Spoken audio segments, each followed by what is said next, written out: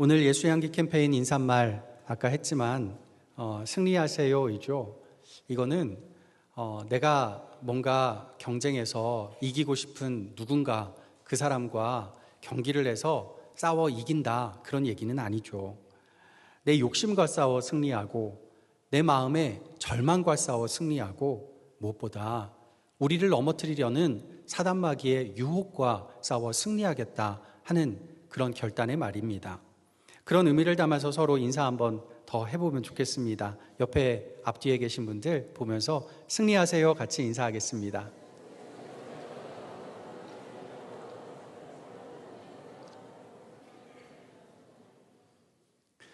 직분에 상관없이 저도 그렇고 목사든 어떤 직분을 가진 분이든 정말 언제든 하나님의 승리가 필요합니다. 날마다 넘어지고 날마다 연약하고 부족하기에 날마다 주님의 승리의 역사가 우리 가운데 있어야 할 줄 믿습니다.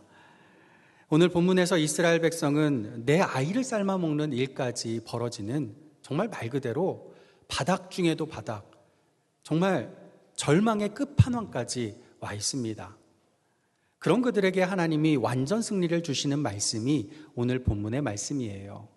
이 말씀 속에서 어떻게 승리를 거뒀는지 세 가지로 함께 살펴보면서 우리도 우리의 삶에서 하나님 주시는 완전 승리를 거두어 나가기를 소망합니다.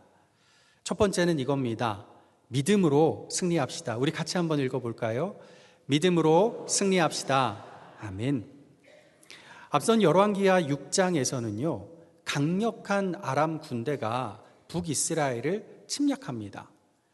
북쪽 끝 북방 국경 수비대를 뚫은 이 아람 군대는 파죽지세로 직선으로 내려와서 바로 사마리아 이 수도까지 점령 직전까지 옵니다. 포위를 하죠. 포위당한 도시에 갇힌 이스라엘 사람들은 아사 직전까지 내몰려요. 물가는 치솟다 못해서 돈이 아무리 많아도 빵 하나도 못 삽니다. 상황이 너무 심각해지니 배고픔에 눈이 돌아간 몇몇 가정들은 내 손으로 못하겠으니 너네가 우리 아이, 우리 어린아이 삶아 먹어라. 다음 날은 우리가 너희 아이 삶아 먹겠다. 정말 말도 안 되는 일까지 벌어집니다. 이게 다 이방이 아니라 하나님 백성 안에서 벌어진 일입니다. 이런 상황인데도 북이스라엘 왕 여호람은 왜 이 지경이 되었는지 깨닫지 못해요. 왜 깨닫지 못할까요?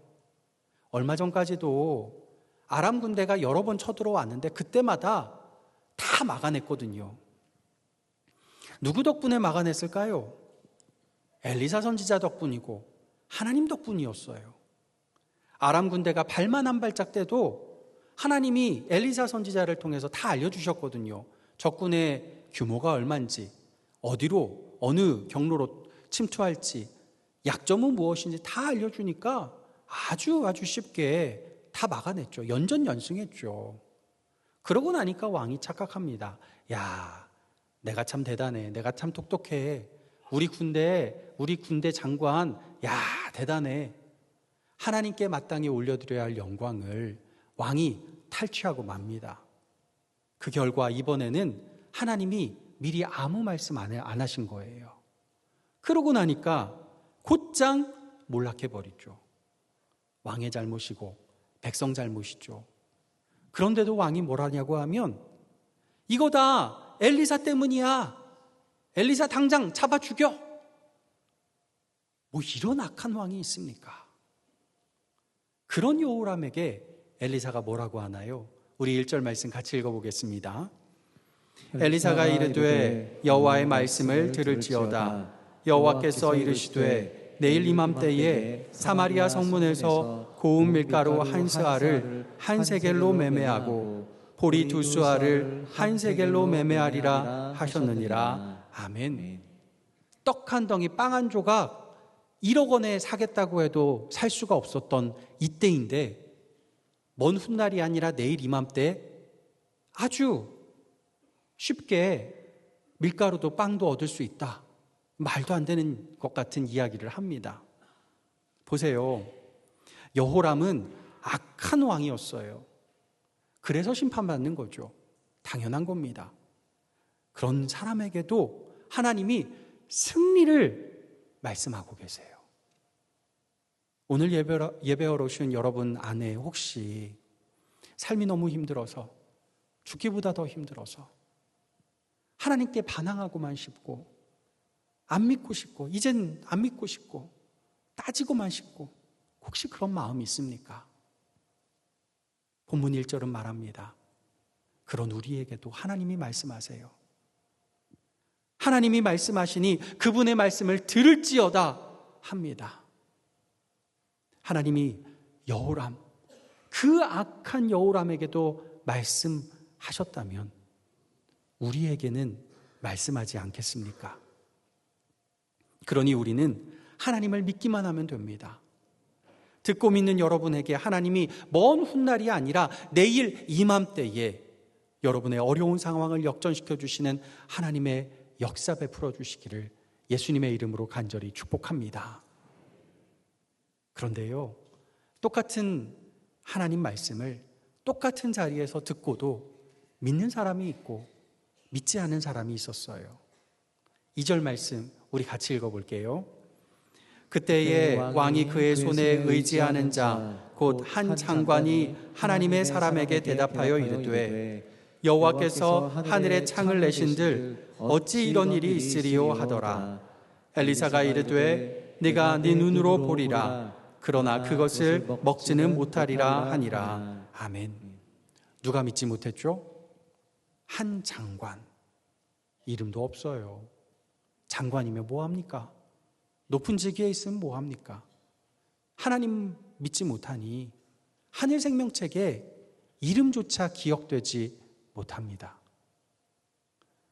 그는 하나님의 백성의 장관이라고 불렸지만 하나님의 능력도 믿지 못했고 하나님의 사람도 믿지 못했어요. 그 결과 승리를 눈으로 보고도 맛보지 못하고 사람들의 발에 짓밟혀 죽고 맙니다. 이 사람보다 더 문제는요, 2절에 이 왕이 누구 손에 자기를 의탁하고 있죠? 한 장관 손에 의지하니라 합니다. 믿어야 할 분을 믿어야 하는데 사람 손에 나를 의지하고 나니까 필패하는 거예요. 승리는 오직 하나님을 믿고 그분 손에 우리를 맡길 때 이루어지는 줄 믿습니다. 지난주 중에 유튜브에서 재미있는 영상 하나를 봤습니다. 어느 초등학교 운동회에서 부모 달리기 경기를 하는데 나온 영상인데요. 한번 보고 또 말씀 이어가겠습니다.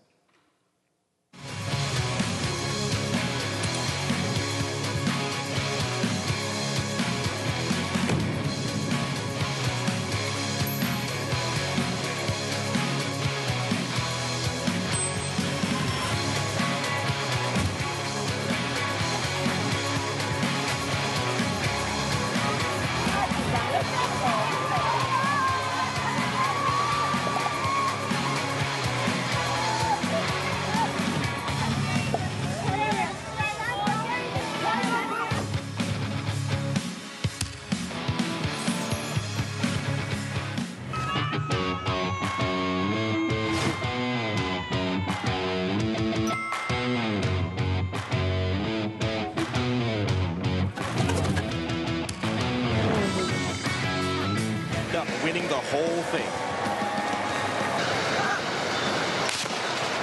And it's a fair start. Simpson down on the inside, Lauren Williams, and here comes Fraser. And Fraser of Jamaica running away from the field to win it. 올림픽에서 2번이나 금메달을 땄습니다. 100m에서. 그런 엄마가 아들 운다고 아들 운동회 가서 이건 뭐 사기죠. 이건 반칙이죠. 그런데요, 이 아들한테는 엄마가 어떨까요? 얼마나 믿음직하겠어요. 믿음 그 자체죠.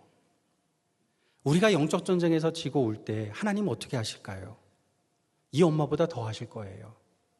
가만 안 계실 줄 믿습니다.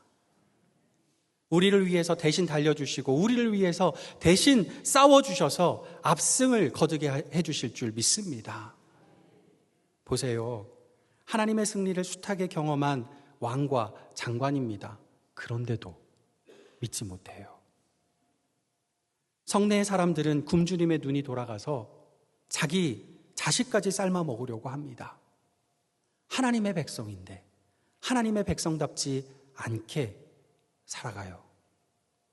그런데도 하나님은 그런 그들에게 말씀하세요. 승리를 주시겠다고. 이게 은혜고 이분이 우리가 믿는 주님이신 줄 믿습니다. 그러니 주님 믿는 일에 망설이지 마십시오.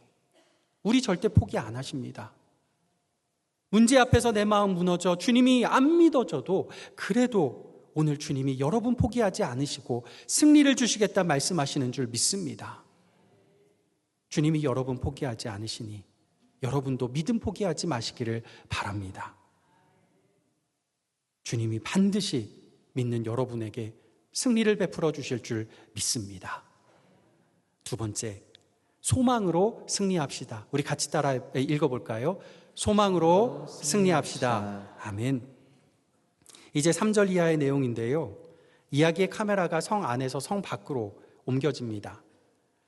이 치열한 전쟁 와중에 성문 어귀, 성 밖 바로 성문 앞에 사람이 있어요. 그 위험 지역에. 성문 안 아군도 아니고요.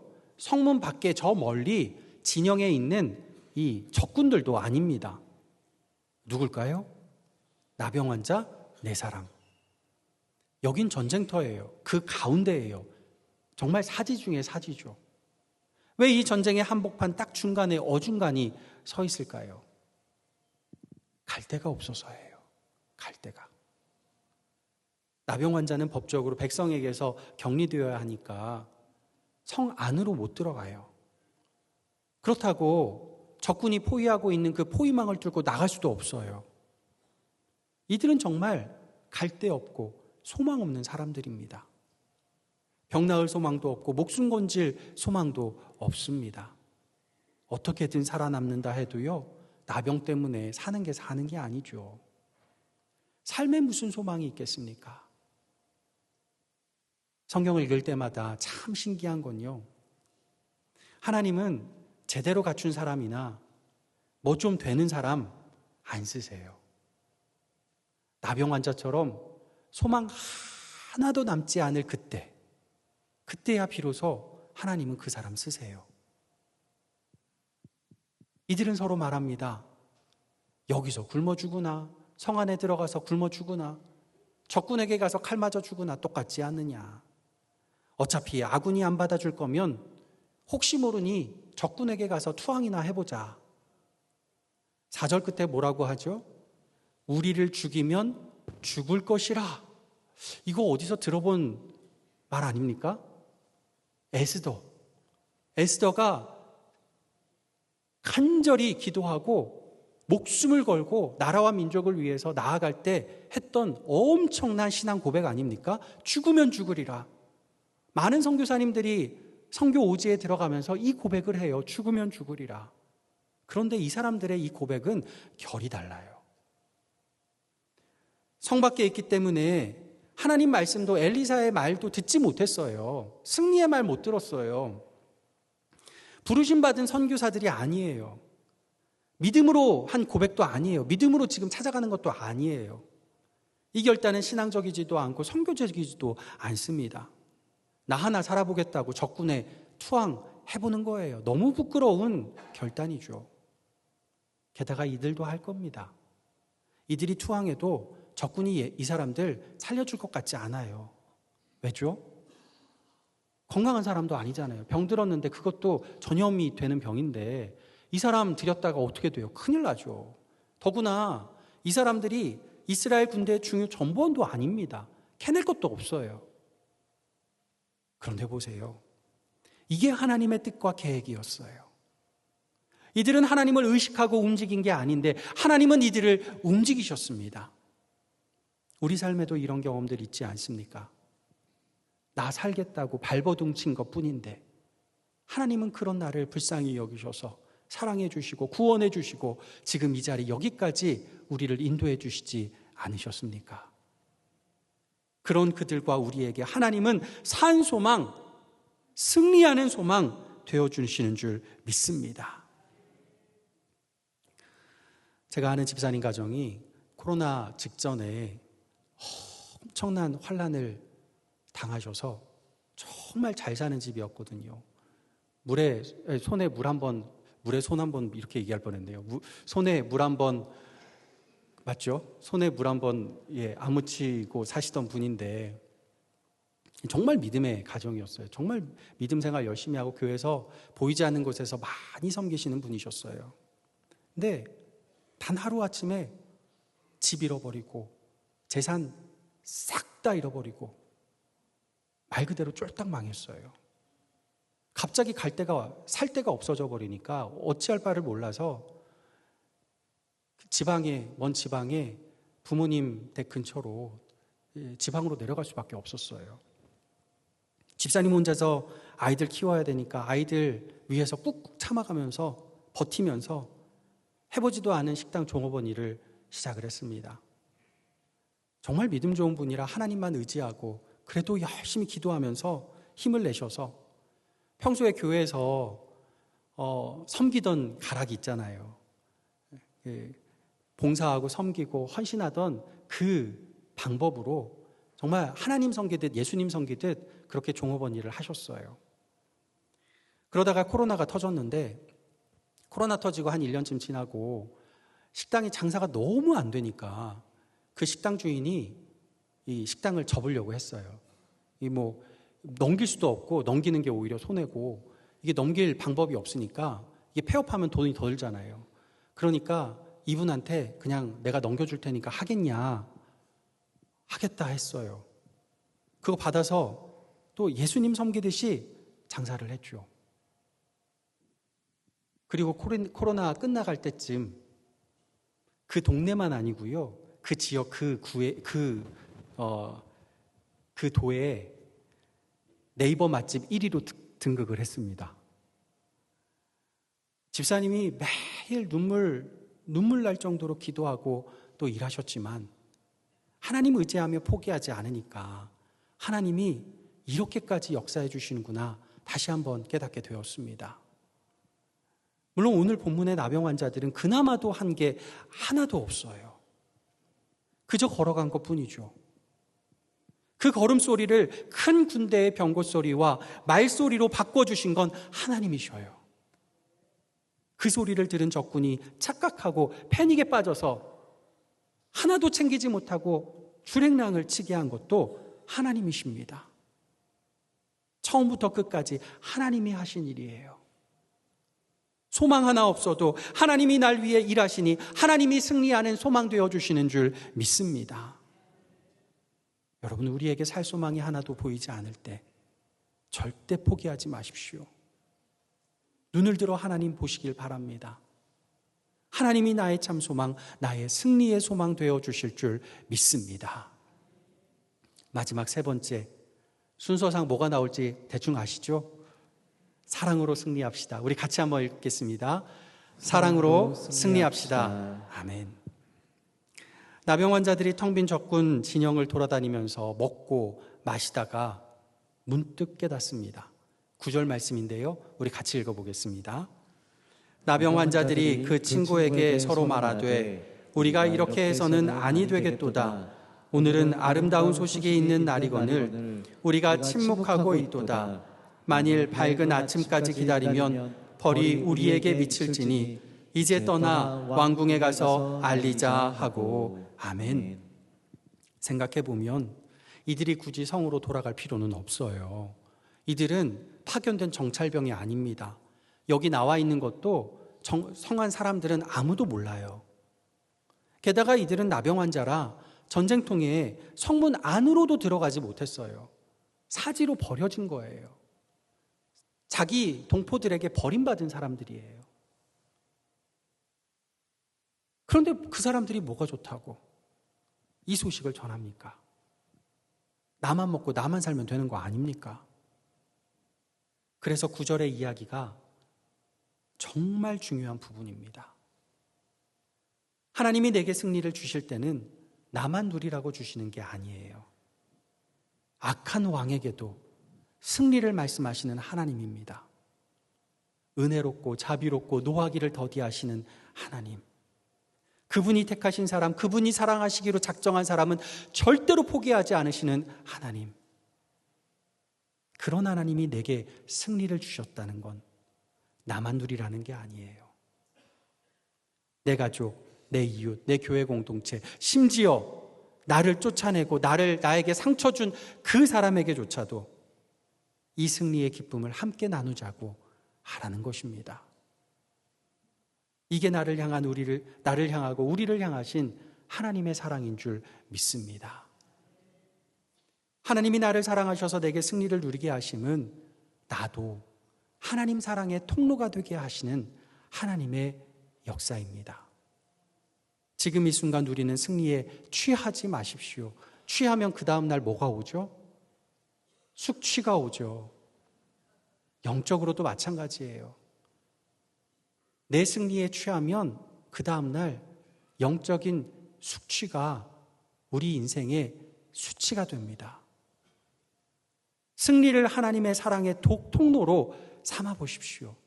그러면 그 승리가 아름다운 소식, 사람을 살리는 복음이 될 줄 믿습니다. 성경에 나와 있지는 않지만요, 이 나병 환자, 이 다음에 어떻게 될까요? 분명 나병은 고침받지 못했어요. 지금 그런 이야기는 없어요. 하지만 성한 사람들이 어떻게 했을까요? 자기들을 구해준 이 사람들 또다시 성 밖으로 내쫓았을까요? 저는 아니라고 봅니다. 아마 이들 중에는 나병은 그대로 있어도 그들을 향해서 달려 얼싸 안으면서 너무 고맙다, 너무 고맙다 울며 안아주지 않았을까 싶어요. 여러분, 사랑이 깨어졌던 관계가 사랑으로 연합된 관계로 바뀌는 거, 이거는 전쟁에서 승리하는 것보다 더 큰 사랑의 기적이고 사랑의 승리인 줄 믿습니다. 오늘도 하나님은 우리에게 말씀하십니다. 내일 이맘때에 내가 너에게 승리를 주리라. 그 말씀 듣고 믿으시기를 바랍니다. 말씀하시는 하나님을 나의 산 소망 삼기를 바랍니다. 주님이 승리를 누리게 하실 그때에 나만 아니라 함께 그 승리를 누리며 아름다운 소식, 복음의 소식을 전하는 하나님의 사랑의 통로가 되시는 저와 여러분 되시기를 예수님의 이름으로 간절히 축복합니다. 기도하겠습니다. 아버지 하나님, 절망 가운데 있을 때에 믿음으로 승리하게 하시고 하나님을 소망 삼아 승리하게 하시며 하나님 사랑의 통로가 되어 사랑으로 승리하는 저희들 되게 도와 주시옵소서. 예수님의 이름으로 기도하옵나이다. 아멘.